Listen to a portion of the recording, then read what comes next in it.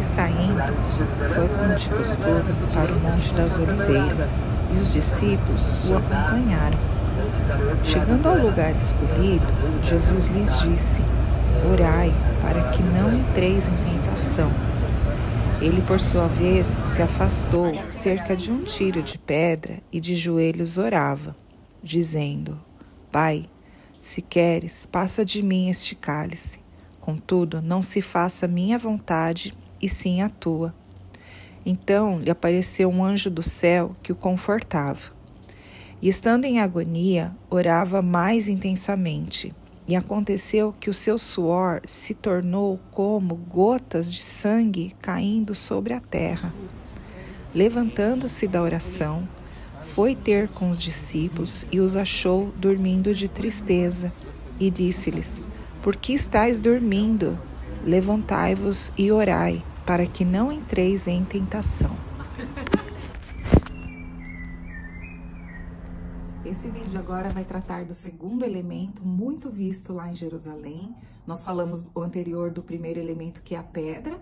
Se você não assistiu, você corre lá, assiste também, contribui com o canal, deixa seu like lá para que outras pessoas também recebam um recomendado e possam também assistir e possam também aproveitar esse material, porque nesse vídeo agora nós vamos tratar do segundo elemento, que é a oliveira, uma árvore muito presente ali em Jerusalém, não só em Jerusalém, mas também nas cidades vizinhas.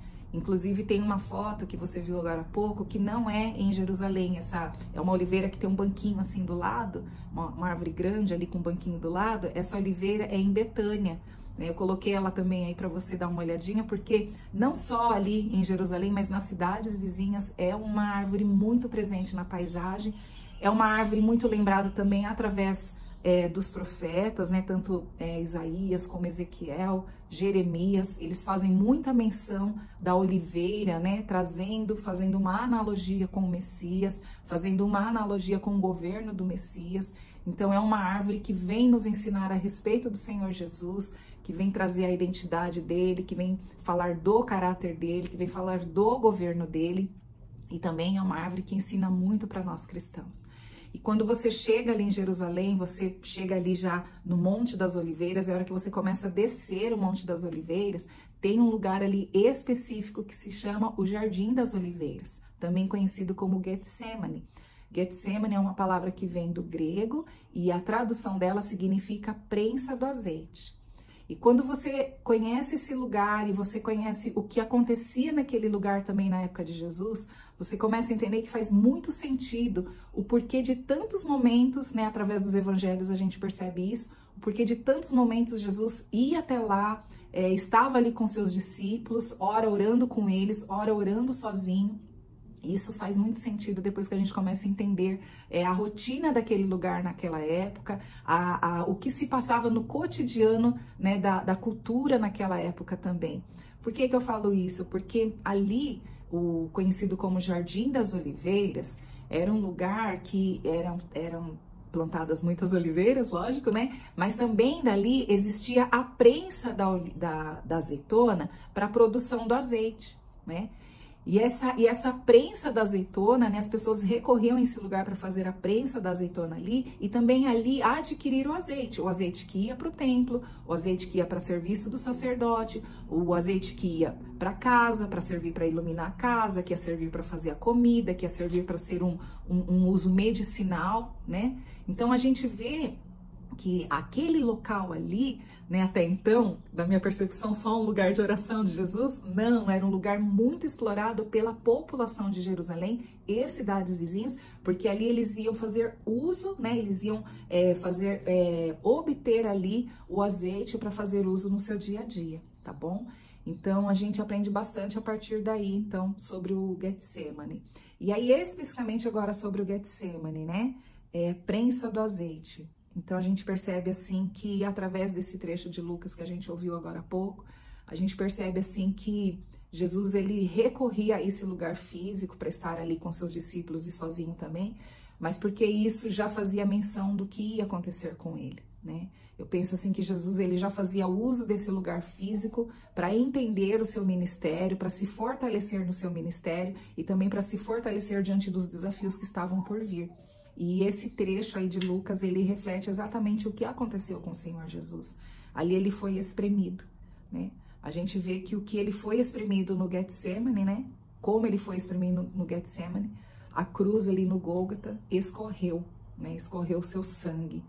O sangue que nos lava e que nos purifica de todo o pecado. E é um trecho, até então, até difícil de ser comentado aqui, esse trecho do Evangelho, e trazer sobre essa questão da oliveira, que eu creio que faz muito sentido para nós, porque eu penso que nós não devemos viver um evangelho diferente desse, né? Nós devemos viver um evangelho que nos ensina a dor, que nos ensina o sofrimento. Então, quando a gente começa a ouvir um evangelho diferente disso, a gente deve prestar um pouco de atenção e entender, será que esse realmente é o evangelho que eu devo viver? Será que esse realmente é o evangelho que eu devo ensinar?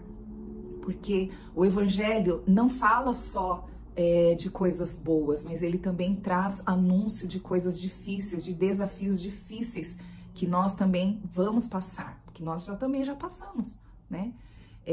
Eu entendo assim que as dores, né, a dor de um luto, né, a dor de uma rejeição, a dor de uma incompreensão, ela também faz parte do evangelho na nossa vida. E será que a gente deve evitar isso? Será que a gente deve ter medo disso? Será que a gente deve evitar essas coisas? Jesus não nos deu esse exemplo ali no Getsemane. Jesus nos deixou um exemplo de encarar a dor, de encarar o sofrimento, de ser corajoso diante de um grande desafio. E às vezes eu fico pensando, será que nós como cristãos temos sido assim? Será que nós como igreja brasileira temos sido assim? O evangelho, ele é lindo, ele é a boa nova, ele é a transformação de mente e coração, mas ele também anuncia, né, o entregar a segunda capa, ele também anuncia o ter que andar a segunda milha, ele também anuncia a dar a face, né? Ele também anuncia o arrancar, o cortar. Então a gente percebe que o evangelho ele não é tão docinho como a gente pensa que ele é, né? Ele é desafiador. Ele nos tira de um lugar acomodado e nos coloca num lugar desconfortável.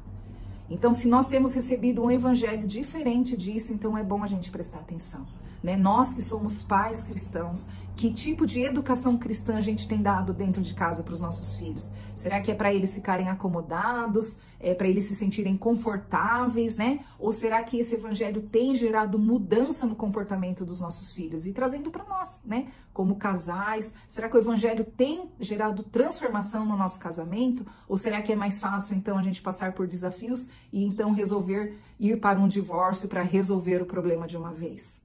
Então são situações que a gente deve parar e pensar, que tipo de evangelho eu tenho vivido? Que tipo de evangelho eu tenho pregado?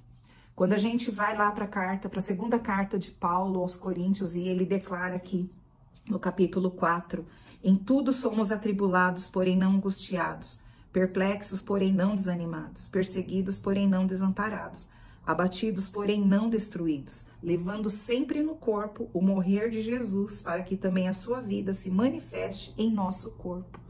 Então, o evangelho que também Paulo propagava ali para a igreja dos Coríntios não era um evangelho tão fácil assim. Paulo, quando escreveu aqui essa segunda carta aos Coríntios, ele não estava numa situação tão confortável, ele estava em viagem, mas ele estava sabendo que a igreja em Corinto estava tendo um grupo de rebeldes contra ele, um grupo que se levantou ali para ir contra os ensinamentos do evangelho que ele estava levando. Então, Paulo também não passava por situações tão tranquilas assim. E aí, se a gente também vai lá na carta de Pedro, na primeira carta, onde Pedro escreve, aqui no capítulo 5, versículo 10, ora, o Deus de toda a graça, que em Cristo vos chamou à sua eterna glória, depois de ter sofrido por um pouco, ele mesmo vos há de aperfeiçoar, firmar, fortificar e fundamentar. A gente sabe também que Pedro, ele passou por vários desafios, e quando ele escreve essa carta aqui para os cristãos da Ásia Menor, ele está escrevendo de uma forma para estimulá-los à obediência, porque ali os cristãos estavam sendo tentados a abandonar a fé cristã, a não permanecer numa obediência a Cristo, mas Pedro escreve para fortalecê-los, para eles continuar, mesmo sofrendo, mesmo sendo difícil, mesmo sendo desafiador, continuar na verdade do evangelho. E ele declara aqui que Deus, o Deus de toda graça, ele mesmo vos há de aperfeiçoar, firmar, fortificar e fundamentar. Então a gente entende aí os 4 elementos fundamentais que o sofrimento gera na vida do cristão. O sofrimento, ele traz aperfeiçoamento, ele traz firmeza, ele traz fortificação e ele traz a fundamentação em Cristo Jesus. Então, quando nós passamos por desafios, quando nós estamos passando por dificuldades, quando nós estamos diante de medo, diante de tragédia, nós devemos lembrar do que os nossos pais na fé também passaram. Eles também entregaram a vida deles, eles entregaram literalmente a vida deles a favor desse evangelho. E nós também devemos olhar para esses primeiros cristãos, para essa primeira igreja e desejarmos essa autenticidade, desejarmos essa honestidade na fé, desejarmos viver na verdade do evangelho, não o evangelho raso, não o evangelho água com açúcar, mas o evangelho que traz a verdade que faz cortar, a verdade que faz arrancar. Isso é doloroso, isso dá trabalho, mas é necessário se nós querermos viver um evangelho autêntico. Então, lembrar do Getsemane é lembrar dessa prensa, né? Essa prensa que nós também somos convidados como cristãos a passar, que nós não tenhamos medo, que nós sejamos corajosos diante das prensas que nós somos levados a viver nesta terra.